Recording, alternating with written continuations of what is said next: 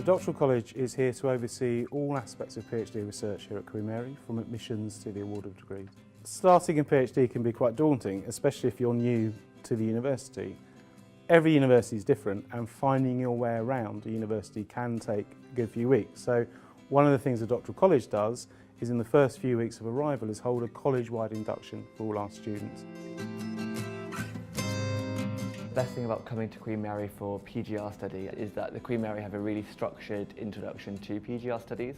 So there's loads of pastoral support networks, like welcome lunches, registration days. And there's also chances to socialise with all the other new starters at the same time. There's drinks, events and things, and I've made a lot of friends in the first week that I was here that I'm still friends with now, and that's good. Some of the best ideas in research come from left field, come from places you don't expect them to emerge. So it's important that our students have opportunities to talk to people in other disciplines to shed a new perspective on the problem they may be working with. I think that collaboration between researchers is very important, well, for a number of reasons, but in my research particularly, I look at migration studies, and this is an area that you need to look at from many different perspectives. You can't just be in your little disciplinary bubble. You have to have input because there are so many factors influencing migration, and I think that Queen Mary is actually very aware of this and is very keen on projects which foster interdisciplinarity. That can be through large events that bring students from across the college together on one of our cohort days, for example, or it could be something as simple as our new events calendar, which allows students to go online and to see all the research events that are happening across the college on any one day. So the Doctoral College events range from monthly Café Scientifique, for example, which enables students from different schools to come together and discuss their ideas. We have an annual debate where we have distinguished speakers from around the world coming to talk about issues that will be of interest to people from a range of disciplines.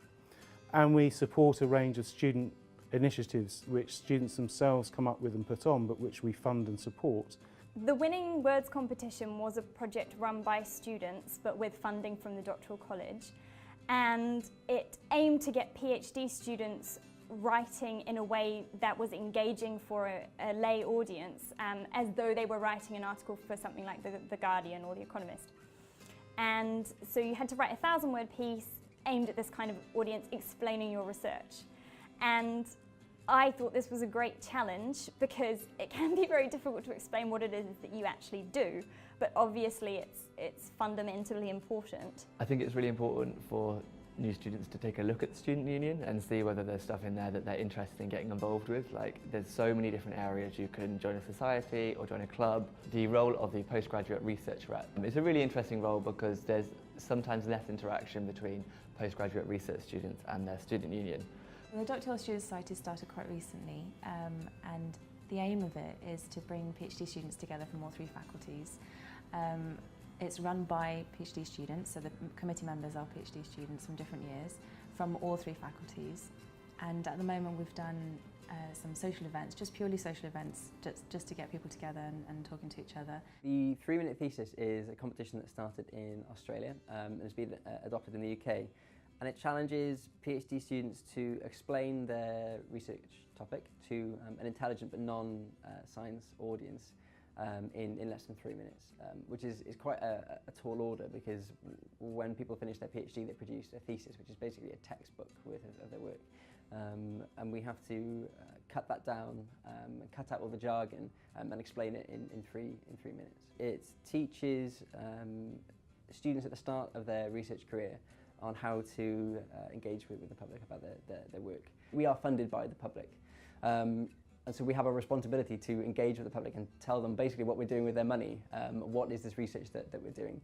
And it also kind of helps, at least in my field, combat that kind of Frankenstein effect where people are sometimes scared of research because they don't understand it. The university is quite close to central London, which is pretty good, even from a research point of view, because there are quite a lot of symposia happening in London, often at Royal Society of Chemistry, and all those places are quite accessible. And often there's an event going on every week or so. My working relationship with my supervisor is fantastic. It's really been helpful to me, very, very helpful. In my first year, I met with my supervisor fortnightly, Then in my second year, while I was away on fieldwork, we met by Skype fortnightly or once a month at least. And since coming back from fieldwork again, we're meeting fortnightly or monthly. And she's very responsive. She's not just concerned with my academic progress, she's also concerned with my welfare, which is, you know, it's great to have someone who's effectively your boss who worries about you like that. I would say that my supervisor, I think he's very supportive, and he's a very interactive person. Like, he likes to communicate. From the career service, I had quite a lot of support in writing my CV and also the cover letter. Career service also do mock interviews. I found that quite useful. I attended one and it was a really good experience.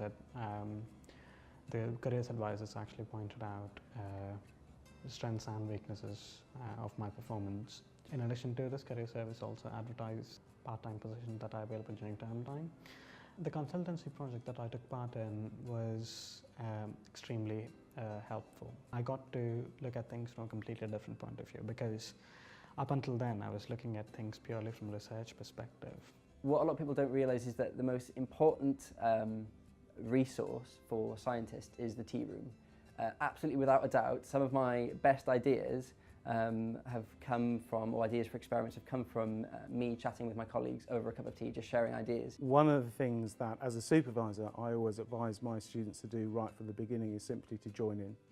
To try and join in with their wider research community, not only within Queen Mary, but nationally and internationally. So join a learning society.